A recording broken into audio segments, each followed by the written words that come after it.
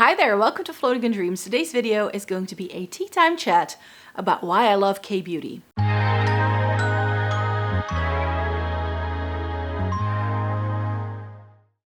Welcome to everyone watching today. Thank you so very much for joining me. This video is part of my K-beauty week that I've been doing all week, with just every single video being dedicated to a single topic. I did, I think, luxury makeup last time, and I plan on doing like a drugstore version of this and like doing all these different types of videos. And this time I thought I could talk about K-beauty because in the past year or two, I've been really falling down the K-beauty rabbit hole because I've just found that a lot of the makeup just goes so well with the kind of makeup that I like to do. They have some really stunning formulas, and I just feel that more people should know about K-beauty and that we should just all give the K-beauty makeup sphere a bit more loving. So today I wanted to unpack why I love K-beauty so much, who I think it is right for if you are looking for some makeup recommendations, how you can shop K-beauty in case you're wondering how to get started, because that was definitely something I was wondering, but also some of the downsides and why I think K-beauty doesn't get as much traction in our Western makeup sphere. But before we get into the video, I always like to explain a little bit what this channel is all about. Because I have fair skin with a cool to neutral undertone, I just find that I like other things than most other creators in the online beauty sphere. I just do. I've also been reviewing makeup for more than a decade, and I just really enjoy talking about eyeshadow palettes, essence, and Catrice, and getting the use out of my makeup. So if you're here for that, then I hope you consider subscribing. So yes, why do I love K-beauty so much? And I think that's going to be the general conclusion at the end of the video. So let me start off by telling you a little bit about why I think not more people are talking about K-beauty and why it's sort of this underdog in the makeup sphere. I definitely was around for the rise of the BB cream in the early 2010s and like late 2000s. Like that was when I first started hearing about BB creams, and it was this huge hype in the Dutch beauty blogger culture that was going on at the time. A lot of people were recommending it, but a lot of people were also complaining about a lot of the products. That it was too gray toned and that things didn't look the way they wanted it to. And I do think that that's something you need to bear in mind if you're trying to get into K-beauty, that K-beauty is trying to achieve a very different aesthetic than the aesthetic that we go for in a lot of Western makeup brands. So if you're from the EU or like another European country, or if you're from the US, like any sort of westernized country where certain beauty norms are, you know, things that we've seen in magazines and in TV series and from celebrities, it's just a different kind of vibe than what we see with K-beauty. And I definitely think that more and more people are starting to open up to what K-beauty has to offer, also because of the influence of K-pop stars that are, of course, world-renowned by now. I'm not much of a K-pop fan myself. I come across some things, but I listened to K-pop before K-pop was like truly a thing, because I had a friend who was very much into like everything, all things Japan and Korea when I was in secondary school. So I sort of grew up with a lot of like 90s and early 2000s K-pop. So by now that it's like a global phenomenon, I'm not necessarily here for it anymore. But yeah, if I were, you know, in my teens right now, I would like Blackpink and BTS and all those stars. I would definitely love them. I just know I do. But yeah, I definitely think because of their music just going around the world and a lot of people being more exposed to what K-beauty has to offer because of those K-pop stars, that we're now seeing that different aesthetic a lot more on our phones, in our living rooms, and we just see a lot more, and therefore more and more people, I think, are becoming interested in what K-beauty has to offer. Plus, I have found, especially in the past 5 years or so, that K-beauty brands have also started to look at what Western brands are doing, and that there is this like no longer this cultural clash as much anymore, but they have definitely adapted certain things that are very normal in a Western makeup aesthetic and have implemented them into the K-beauty sphere. I remember when I first looked onto YESSTYLE, there wasn't a single bronzer in sight, and they're still not really big on bronzers, but it's sort of starting to make its way into the realm, it seems. So yes, just a very different makeup aesthetic. There are different things that are important when it comes to, you know, the makeup that you see trending, and the way they also promote things. So there are 3 things I think that are essential to what I have tried from K-beauty brands and what I see on the website. Like, this is just my own observation. Maybe I'm completely wrong, so correct me if I'm wrong, but there are like 3 main things that I think are very different. I already mentioned it, the lack of bronzer. So within our Western makeup sphere, being tan, being bronzed is almost this kind of status symbol, and I have been fair my entire life. I do not tan. I get a little bit darker in the summer season. I can definitely tell with the makeup products that work for me in a given season that kind of changes in my complexion products, but only a hair. I don't really tan, and this whole like tanned standard of, you know, having, you know, if you've been on holiday, you look healthy and glowy and that sort of idea, that's very much part of how Western makeup brands promote their makeup and how a lot of Western makeup wearers like doing their makeup.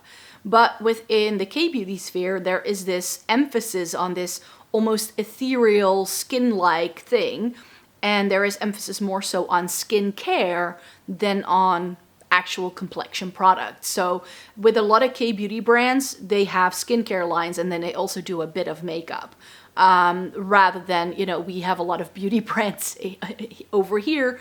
Think of a Fenty Beauty where they have a full makeup range and then they come out with skincare. So I think that there's just a change there, and I think that the fact that within K-beauty there seems to be this emphasis on great skin, that therefore there are just different accents in how to do makeup and what you like to do. So that's why there isn't that much bronzer going on. That's why there's an emphasis on like BB creams and sheer formulas and more like skin-like kind of finishes. Like, there's much more an emphasis on makeup that doesn't look like you're wearing makeup all the time, but you're still wearing makeup, that whole kind of thing. The second thing I see within K-beauty that is definitely not a thing within a lot of Western makeup brands is glitter. So a lot of eyeshadow is actually very sparkly.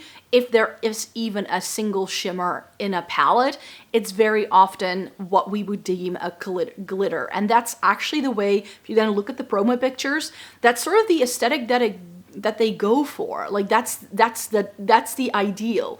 Just a matte wash of color all over the lid and then pressing down a very sparkly shimmer, and that's it. So the emphasis is not so much on eye makeup, it's far more on like good complexion, nice skin, and then just a very sparkly, whimsical look.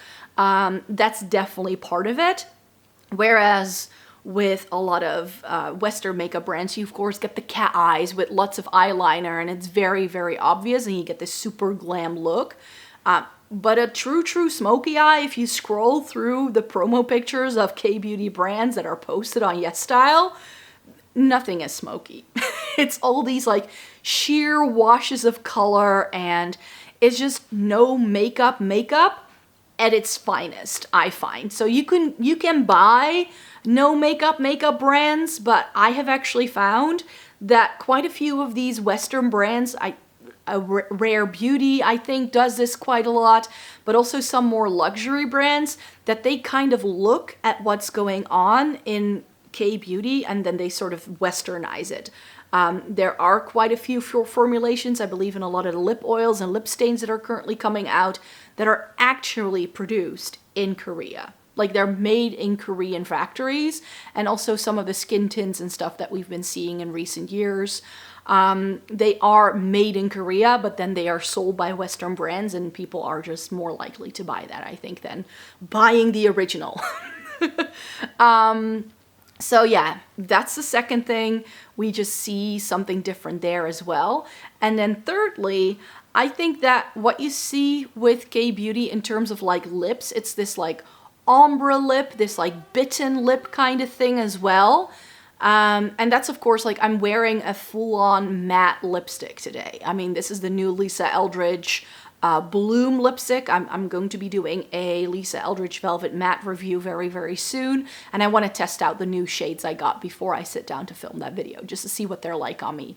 And I really love a full-on matte lipstick, but I have been on a journey, and that's also one of the videos that I've done or will be doing for you this week. I've been on a journey to explore what K-beauty has to offer in terms of like lip stains and lipsticks. They do lipsticks as well, but I just really find it very interesting how a lot of the products are like super glossy, glass-like finishes, really comfortable on the lips. And I really find that within K-beauty, I'm finding things that I find far more innovative than what I see a lot of Western makeup brands do. Like I already mentioned, I'm actually suspecting quite a few brands of just copying what K-beauty brands are doing and making it available on the Western makeup market. And I just think that a lot of those K-beauty brands just need to be given a little more credit. I really love that whole lip stain vibe, and it's long wearing. It can feel a little bit drying sometimes, but I've now found a couple of formulas that I really, really adore. So I've already ordered some more because I'm just really, really, really digging K-beauty at the moment, and I just want to try everything. So there's that. It's definitely sort of a realm where I feel we can still explore new formulas, new textures, and that's why I also wanted to come on here and film this video and tell you a little bit more about why I love K-beauty so much. So yeah, that's a little bit about why I think K-beauty is difficult to take off, but I definitely think it also has to do with the fact that just a lot of the promotions are only done in Korean. There are a lot of promo pictures if you go onto YESSTYLE, which is where I buy most of my K-beauty stuff. In fact, I've bought so much that I'm now part of their affiliate program. It's embarrassing. I don't know how much money I spent there, but all of a sudden there was this option like, would you be part? Oh, yeah, sure. I'll do that. So yeah, I do have a code with them because of that, etc., for full transparency. But yeah, it's just my favorite go-to place to buy all things K-beauty because they have everything. They have the widest variety. There are other websites that you can use. There are other stores that sell K-beauty, but I find that their price point, they do regular sales, they always have codes that are going on, so you can usually get a pretty good deal. Plus, because they ship out of China, they have pretty decent shipping and handling fees. You can get free shipping over a certain amount of money, and you won't be hit with any custom fees. But yeah, if you start browsing on YESSTYLE, it's so confusing. So I also understand why a lot of people may not like want to get into it, because you really need to read into it. Sometimes the information is not available in English. Sometimes the shades aren't very well represented either. So it's easier to make a mistake, I think. And I think that's why people may not like it. Plus, I've already mentioned the no makeup vibe that it has going on for certain. So if you're someone who demands really high pigmentation from every product they use, then K-beauty is just not gonna be for you, because that's not the vibe. It's just not the vibe. So I think that that's why those BB creams and like cushion foundations that we got back when I was first reading beauty blogs, and why a lot of people were saying, oh, I don't like this. It's because it's not what we are taught to expect from makeup. And I definitely think within the online beauty community, the people who get the most traction and who are picked up by brands and who are promoted by brands are the creators that do the insanely crazy eye looks and that do all of this really amazing, very graphic, creative makeup. And makeup can be a very good creative outlet, but I feel that that's a different kind of makeup than the kind of makeup that I like to wear when I go to work. If you wear that stuff because when you go to work, you do you. I wear colorful eyeshadow all the time to work. I wear a bright lip to work, no problem. But if I just go to, like, if I really bring it back down to what I enjoy doing and when I feel my best. It's not if I'm wearing a navy blue smoky eye. It's when I'm wearing something like today, a very sheer wash of color over the lid with a bit of a sparkle and a bright lip. This, if I were to have a go-to look, I don't, but if I were to pin down what I feel best in, that I feel most confident, that I just feel my best, it's something like this. Glowy skin, a little bit of a cheek, but not too intense. I know that like a lot of people say I don't apply enough blush, but I don't like an overly blushy look. I've got quite red cheeks naturally, so I'm doing all that work to cover it up with concealer and foundation, and I'm going to make myself look like a clown again. That's how it feels. I like a natural, just a little bit of a flushed look, but nothing too intense. I don't want my lips to compete with my cheeks. So I just have found that what K-Beauty has to offer is something that really goes with my makeup aesthetic. I've already mentioned at the start that K-Beauty certainly isn't for everyone, and it's not just for the 3 points I mentioned, as what I've seen like K-Beauty does that doesn't really go with a Western makeup aesthetic.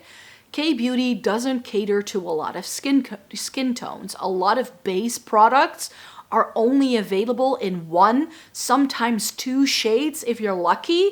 And it doesn't go super duper pale, and it doesn't really go beyond light to medium. And I'm not sure what the reason is for that. I don't know. But that's been another reason why a lot of people have been complaining about K-Beauty. Like, they don't do anything for deeper skin tones. And that's sort of their aesthetic as well. Like, they say, like, put your skincare first. And then if your skin is good, you don't need the foundation. And they have a lot of things that are like geared to much more towards color correcting. And it's not so much about creating a new face. It's much more about taking the face you already have and trying to amplify it. Do I think they still need to cater to darker skins if they truly want to break through? That is definitely something they will have to do. I'm starting to see some brands do a little bit more, but the sort of like 40, 50 shades of foundation that we see a lot of brands do nowadays, that's just not something you're going to find within K-Beauty. They do have concealers that I think go in like a lot more shades. But anything beyond a medium skin tone, I don't think they really cater to, which is another reason, of course, why some creators aren't going to be talking about it, because it's just not very inclusive. But since I'm pale and I'm very sort of fair-skinned, I actually struggle with a lot of Western makeup brands to find things that work for me. Within K-Beauty, if I buy shade 17 or shade 21, I know it's going to work for me. Shade 17 to 21 is sort of the spectrum where I'm at. A lot of K-Beauty brands actually use the same numbering system. So I think it's like 13, 17, 21, 23, 27, and it goes up into the 30s for some brands. But most brands stop at like the 23, 27 mark. But yeah, I'm like a 17 to 21. So I'm so like, and their formulas in terms of like their base products have been wonderful for me. At the moment, I really love my K-Beauty concealers. I have found a great BB cream that by this point I will have already told you about. I just am in love with their formulations. I don't always love the scents they put in there. A lot of their beauty products are aimed at oily skin, and I have dry skin, so that's not always a match. So especially within like the powder realm, I can't, like I've tried a couple and most of them are far too mattifying and drying for my skin type. And I just look really, really dry and cakey. So I've decluttered most of those over the years. But I do feel that if I find something that works for me within K-Beauty, it goes into like top 10 favorite category instantly. The formulations are really lovely. They start to do more and more hydrating things as time has progressed. So I'm really loving that as well. So if you're very fair and you struggle finding things within the European drugstore, then maybe it's just K-beauty can be a good point to start looking into, seeing if they have anything. Now again, with K-beauty, undertones are not a thing. Everything is yellow, which if you have a more pink undertone like I do, it doesn't always work. But again, within some of the foundations I have tried in recent months, I have found things that have that more pinky undertone. That super gray whitening effect that marked BB creams and cushion foundations 10 years ago is definitely not there anymore. There's definitely something more there. And I have tried something that has that whitening effect, and I'm like, you know, that would be perfect for me for the winter time. I don't need it right now. In the summertime, I like it if I'm a little bit more bronzy and glowy for sure. But you know, it's something I don't mind using. But yeah, that whitening effect I remember was a really big thing within K-beauty like a decade ago, and that's definitely something that's starting to like leave the K-beauty sphere, I think. So yeah, I definitely think it really comes down to personal preference, of course, but I definitely think that if you have cooler undertones, if you are very fair and you struggle with finding good bronzers, blushes, eyeshadows that don't look like a panda, and good lip products that do something but don't make you look too makeup-y, I think it's the best place to find things if you want to try something new. They do a ton of cooler undertones in their blushes. Most of their blush ranges have like a purpley lilac tone in them as well. So you can usually find something. A lot of it is warm tone though. So if you love warm tones and you're very fair, then it can definitely work as well. I definitely pick and choose and try to take decisions that way. But I just think that K-beauty definitely has something to offer that is just a little bit under, like they're the underdog. I've already mentioned it before. And this especially goes with eyeshadow. I've now tried a bunch of eyeshadow from K-beauty brands. And I just think that especially their matte formulas are on par with some of the luxury makeup that I rate really highly. Elisa Eldridge, Victoria Beckham, that sort of level of like good pigmentation, but very blendable and easy to work with. Is it going to be the kind of pigment that you see a lot of creators online raving about that love their indie shadows? No, but that's because that's not the intention of the product. So I definitely think that if you are someone who loves your very intense pigmented eyeshadow, and if you're someone who wants that really strong contour and you like your glam, K-beauty is not going to be your thing.